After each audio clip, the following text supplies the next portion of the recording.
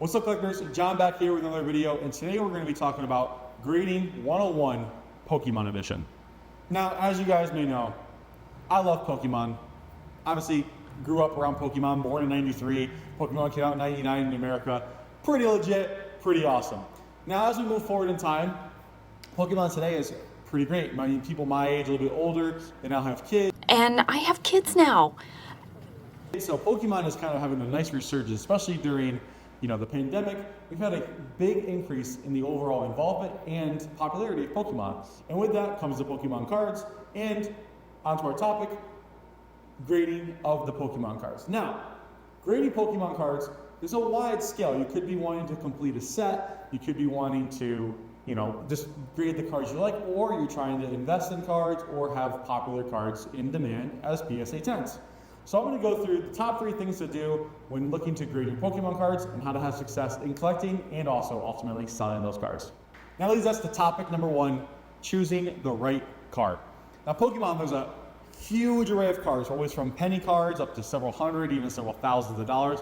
So what cards do you want to get graded? So the first thing is going to be choosing the right ones. Now that could be value-wise, could be set-wise, but choosing the correct items to get graded is very, very important. For instance, we have a couple cards here that you would ultimately maybe want to get graded. So we have, the Raichu and the Alolan Raichu alt art. You guys can see the price here for that item.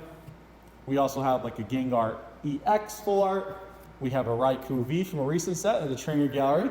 And we have the Zinnia on a full art. You guys can see all their prices here. Now, a popular thing to do is to look up the prices as they are graded and compare it to the raw price. You're gonna make money out of this. Yeah. So let's take an example on what cards to choose. So first, let's take this Raikou V from the Crown Zenith Galarian Gallery. Now this card here is about $22 in its raw pricing. So pretty decent value. Now as a PSA 10, they're going between $75 and $85. So you have about a $60 variance there between the raw price and the graded price. So that's a great candidate to get graded, because if you're paying $24, it's worth $22. You're about $46 into the card. And if you get a 10, it's about a $40 profit or a $40 increase in your collection value. Similar with cards like the Raichu and Alolan Raichu, the Zinnia, the Gengar. You guys can see all the prices here. I've kind of made a list on the page for you. A great website to use for pricing is also price charting. It kind of gives you a variance of the raw card price all the way to the PSA 10, so you get a good idea of what your range is.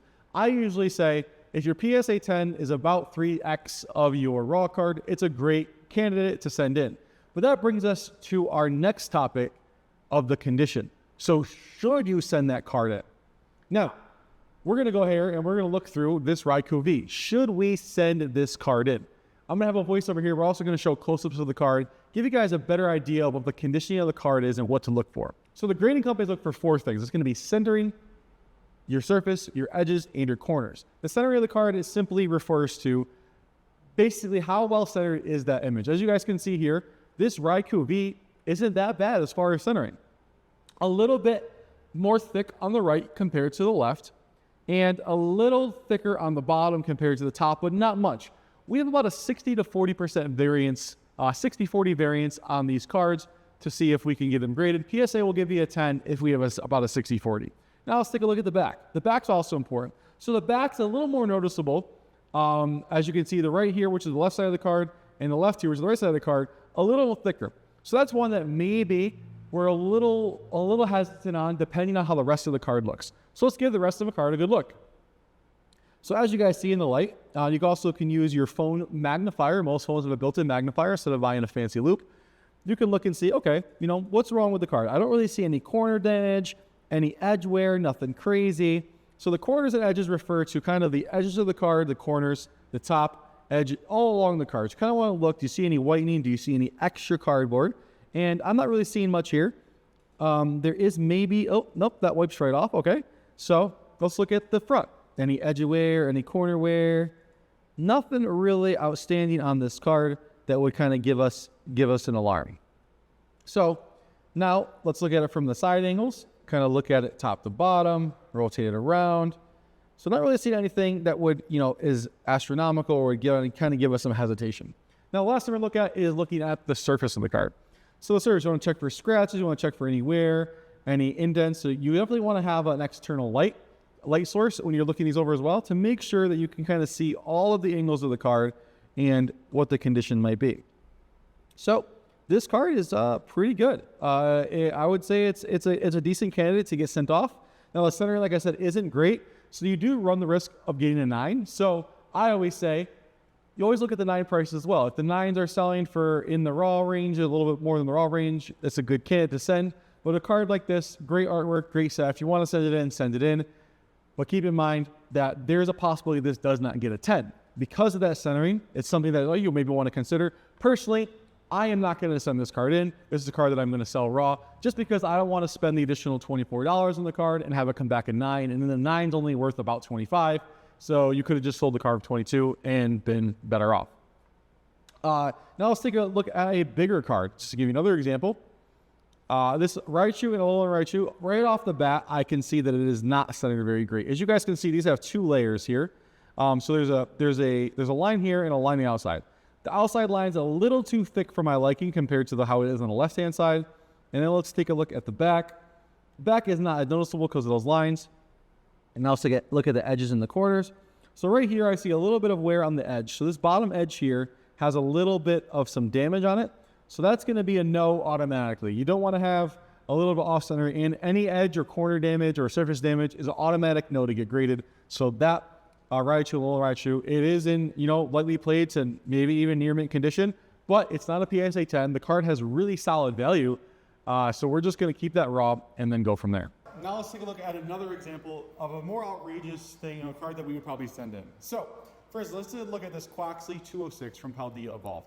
The raw card of this goes for about $5. As you guys can see on this card, decent centering overall of the image, pretty cool image as well. The back, we're looking at the corners, edges, nothing alarming there. So this card is looking pretty good. Now what's nice about this card is the raw card goes for about $5, like I said, and the PSA 10 goes for about $100. Some 85, some like 120, but we'll say about $100.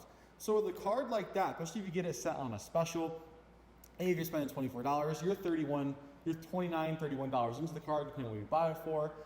A PSA 10, you're making out really, really good. So this is a good candidate to send. It's going to fit our first criteria of sending the right card, second criteria of right condition, and it also will fit our last card, number 3, our last criteria, and cards that you like. So obviously, you can ignore the first 2 criteria if you just want a really good card graded. I know plenty of people that will grade a first edition Charizard that maybe isn't in great shape, or grade a card they like just because they want it in that slab and they want it to look that way and feel special to them. So that's something you could always do. So make sure you like it. Personally, I like this card. The customer sending this card in likes this card. And it's also a good flip. $5, spend $24. But in something like this, you're sending a bunch of cards, it's sending you $13. $18 into the card, it can sell for $100, and that's a pretty good margin for you. So that's an investment standpoint for that, but also if you just like the card, send it in. And that's really what it comes down to. So those top 3 things, guys. You're going to want to make sure that you're sending in the right cards, that you're looking over the condition, and we're going to go over a video as well to really dive into condition, also how to submit your order form on PSA. And the third thing, send in cards that you like. If you're looking to just collect, and if you're not going to get a PSA 2 on a modern card, send it in. If you want a slab, send it in. If it's worth the $24 or worth the $13 on a special, send the card in, because it means more to you in your collection than it does for sale. All right, guys, there you go. That is my top 3 suggestions when sending in cards to PSA or another grading company, Pokemon Edition. If you guys enjoyed this video, make sure to hit that subscribe button. Also, drop any comments down below. And if you guys are looking for some grading help, we also do send in cards on customer behalf. We just link to our website, collectbiggamson.com, fill out the order form, contact form. We'll give you an address to ship the cards to. You kind of tell us what cards you're doing, fill out the order form, and we got you covered, and you can qualify for the special rates, a little more discounted than the $24. We'll see you guys in the next video, and have a good one.